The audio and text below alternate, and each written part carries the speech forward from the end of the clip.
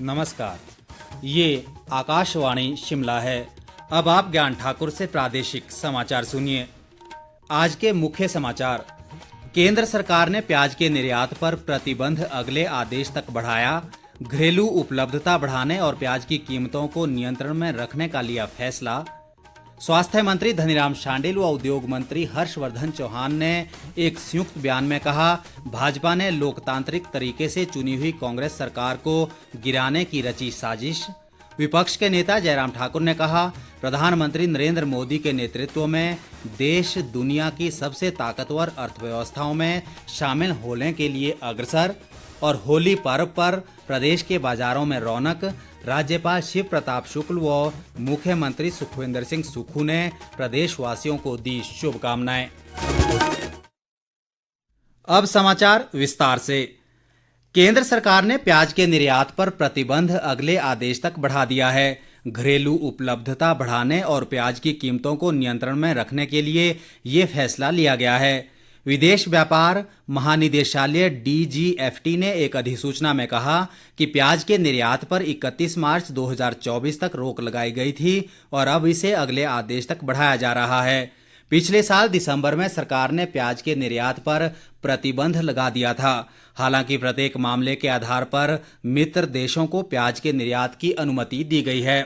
आज विश्व क्षय रोग दिवस है। टीबी के बारे में जागरूकता बढ़ाने और वैश्विक टीबी महामारी को समाप्त करने के प्रयासों को तेज करने के लिए हर वर्ष 24 मार्च को ये दिवस मनाया जाता है।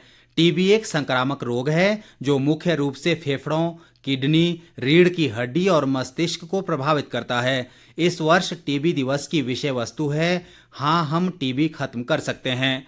आज ही के दिन 1882 में डॉक्टर रॉबर्ट कोच ने क्षय रोग के लिए जिम्मेदार जीवाणु माइकोबैक्टीरियम ट्यूबरकुलोसिस की पहचान की थी। कमजोर प्रतिरक्षा प्रणाली, मधुमेह, कुपोषण और तंबाकू का उपयोग इस रोग के जोखिम को और बढ़ा देते हैं।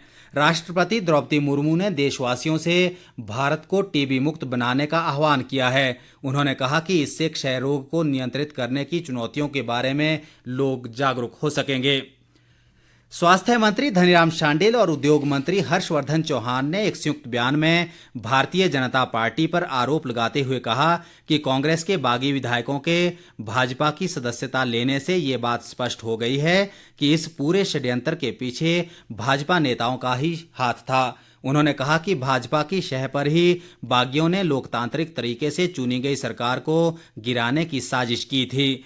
नेताओं ने कहा कि भाजपा का चेहरा और चरित्र प्रदेश की जनता के सामने बेनकाब हो गया है। उन्होंने कहा कि भाजपा के प्रभाव में आकर ही बागी नेताओं ने राज्यसभा चुनाव में कांग्रेस पार्टी के उम्मीदवार के विरुद्ध मतदान किया। नेताओं ने कहा कि इन विधायकों ने प्रदेश के इतिहास में अवसरवादी राजनीति का एक काला अध्याय जोड़ दिया है, जिसके लिए प्रदेश की जनता उन्हें कभी माफ नहीं करेगी।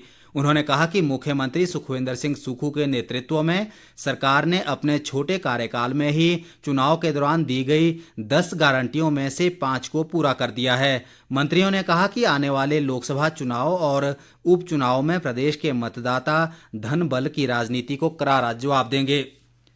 स्वास्थ्य मंत्रालय ने सभी राज्यों और केंद्र शासित प्रदेशों को पत्र लिखकर गर्मी के महीनों के दौरान अस्पतालों में आग लगने की घटनाओं से बचाव के लिए तत्काल एहतियाती उपाय करने को कहा है। सभी राज्यों और केंद्र शासित प्रदेशों के मुख्य सचिवों को लिखे पत्र में स्वास्थ्य सचिव अपूर्व चंद्रा ने कहा कि गर्मी के महीनों में तापमान बढ़ने के कारण अस्पताल में आग बड़ा खतरा बन जाती है। स्वास्थ्य मंत्रालय ने राज्यों और केंद्र शासित प्रदेशों से अनुरोध किया कि वे राज्य स्वास्थ्य विभागों और राज्य आपदा प्रबंधन प्राधिकरणों को एक साथ मिलकर काम करने का निर्देश दें, ताकि ये सुनिश्चित किया जा सके कि उनके अधिकार क्षेत्र के सभी मान्यता प्राप्त अस्पतालों में आग लगने की घटनाओं को रोकने के लिए तत्काल कार्रवाई की गई है। मतदान के महत्व और जागरूकता को लेकर मिशन 414 के तहत आज चंबा विधानसभा निर्वाचन क्षेत्र के मतदान केंद्र सालोह में स्वीप कार्यक्रम के तहत एक विशेष जागरूकता कार्यक्रम आयोजित किया गया। उपायुक्त व जिला निर्वाचन अधिकारी मुकेश रेपसवाल ने कार्यक्रम की अध्यक्षता करते हुए लोगों से आग्रह किया कि वे लोकतंत्र के इस महापर्व में बढ़ चढ़कर भाग लें ताकि मजबूत लोकतंत्र का निर्माण किया जा सके। जिला निर्वाचन अधिकारी ने कहा कि 1 अप्रैल 2024 को 18 वर्ष की आयु पूर्ण करने वाले युवा मतदाता व अन्य लोग जो मतदाता सूची में पंजीकृत नहीं है वे अपना पंजीकरण मतदाता सूची में 4 मई तक अवश्य करवा लें। उन्होंने कहा कि पिछले लोकसभा चुनाव के दौरान 60% से कम मतदान वाले केंद्रों में मिशन 414 के तहत विशेष रूप से जागरूकता कार्यक्रमों का आयोजन किया जा रहा है ताकि मतदान प्रतिशतता को बढ़ाया जा सके। इस मौके पर उपस्थित सभी स्थानीय लोगों ने दीवार पर मतदाता हस्ताक्षर करके लोकतंत्र की मजबूती में अपना योगदान देने की प्रतिबद्धता व्यक्त करते हुए मतदान करने की शपथ भी ली। रंगों का त्योहार होली कल मनाया जाएगा। होली को लेकर देश सहित प्रदेश में खासा उत्साह देखा जा रहा है और बाजारों में खरीदारी के लिए लोगों की भारी भीड़ उमड़ रही है। रंग बिरंगे गुलाल और तरह तरह की पिचकारियों से बाजार गुलजार हैं। शिमला जिले में इस बार ऑर्गेनिक और हर्बल कलर के रंगों की बहुत ज्यादा मांग है। व्यापारियों का कहना है कि लोगों में होली को लेकर काफी उत्साह है। इस बीच सोलन जिले के बाजारों में भी होली को लेकर खूब रौनक देखी जा रही है। स्थानीय लोगों ने बताया कि इस बार वे होली मनाने के लिए ऑर्गेनिक रंग का इस्तेमाल कर रहे हैं। राज्यपाल शिव प्रताप शुक्ल व मुख्यमंत्री सुखविंदर सिंह सुक्खू ने होली पर्व की पूर्व संध्या पर प्रदेशवासियों को अपनी शुभकामनाएं दी है। राज्यपाल ने अपने संदेश में कहा कि रंगों के त्योहार होली का हमारी संस्कृति में विशेष महत्व है। उन्होंने आशा जताई कि ये त्योहार भाईचारे की भावना को सुदृढ़ कर देश की एकता तथा अखंडता को और मजबूती प्रदान करेगा। मुख्यमंत्री ने अपने बधाई संदेश में कहा कि होली उत्सव को हर संप्रदाय व धर्म के लोग हर्षोल्लास के साथ मनाते हैं, जिससे सामाजिक सौहार्द को और मजबूत बनाने में सहायता मिलती है। नेता प्रतिपक्ष जयराम ठाकुर ने भी इस अवसर पर लोगों को बधाई दी है। अपने बधाई संदेश में उन्होंने कहा कि स्नेह और सद्भाव के रंगों से सजा ये पारंपरिक पर्व लोगों के जीवन में नई ऊर्जा और नया उत्साह लेकर आए।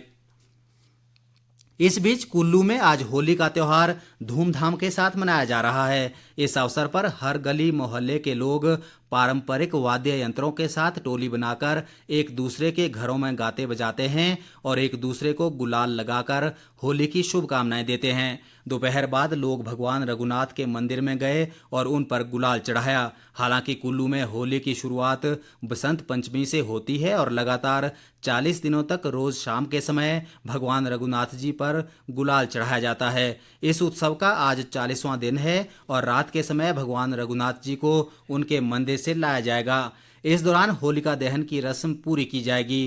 कुल्लू में होलिका दहन से पहले मनाई जाती है और इसके पश्चात कुल्लू में लोग रंगों से नहीं खेलते हैं। जिले के अन्य भागों में भी लोगों ने अपने अपने आराध्य देवी देवताओं के समक्ष नतमस्तक होकर उन पर गुलाल चढ़ाकर शीश नवाया। नेता प्रतिपक्ष जयराम ठाकुर ने कहा है कि देश प्रधानमंत्री नरेंद्र मोदी की गारंटी पर विश्वास करता है। शिमला में एक प्रेस बयान में उन्होंने कहा कि प्रधानमंत्री नरेंद्र मोदी के नेतृत्व में देश लगातार आगे बढ़ रहा है और देश को दुनिया की सबसे ताकतवर अर्थव्यवस्थाओं में शामिल होने के लिए काम कर रहा है। जयराम ठाकुर ने कहा कि देश में कांग्रेस की स्थिति दयनीय है। इनके बड़े नेता देश सहित हिमाचल में भी चुनाव लड़ने से पीछे हट रहे हैं। जयराम ठाकुर ने कहा कि झूठी गारंटियों के कारण प्रदेश में कांग्रेस की ये हालत हुई है। उन्होंने कहा कि कांग्रेस के कई पदाधिकारी झूठी गारंटियों और सरकार से नाराजगी को लेकर पार्टी से पहले ही किनारा कर चुके हैं। जयराम ठाकुर ने मुख्यमंत्री को झूठी बयानबाजी करने के बजाय प्रदेश के विकास पर ध्यान देने की सलाह भी दी है।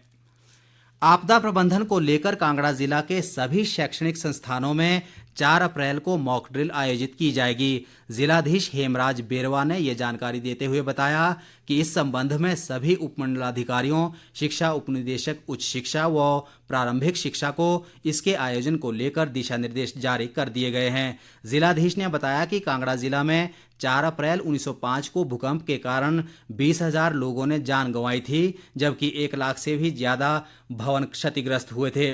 इस तरह की आपदा की स्थिति से निपटने के लिए आपदा प्रबंधन पर विशेष बल दिया जा रहा है ताकि आपदा की स्थिति में नुकसान को कम किया जा सके। अंत में मुख्य समाचार एक बार फिर। केंद्र सरकार ने प्याज के निर्यात पर प्रतिबंध अगले आदेश तक बढ़ाया। घरेलू उपलब्धता बढ़ाने और प्याज की कीमतों को नियंत्रण में रखने का लिया फैसला। स्वास्थ्य मंत्री धनीराम शांडिल व उद्योग मंत्री हर्षवर्धन चौहान ने एक संयुक्त बयान में कहा, भाजपा ने लोकतांत्रिक तरीके से चुनी हुई कांग्रेस सरकार को गिराने की रची साजिश। विपक्ष के नेता जयराम ठाकुर ने कहा, प्रधानमंत्री नरेंद्र मोदी के नेतृत्व में देश दुनिया की सबसे ताकतवर अर्थव्यवस्थाओं में शामिल होने के लिए अग्रसर। और होली पर्व पर प्रदेश के बाजारों में रौनक। राज्यपाल शिव प्रताप शुक्ल व मुख्यमंत्री सुखविंदर सिंह सुक्खू ने प्रदेशवासियों को दी शुभकामनाएं। इसी के साथ ये समाचार बुलेटिन समाप्त हुआ। नमस्कार।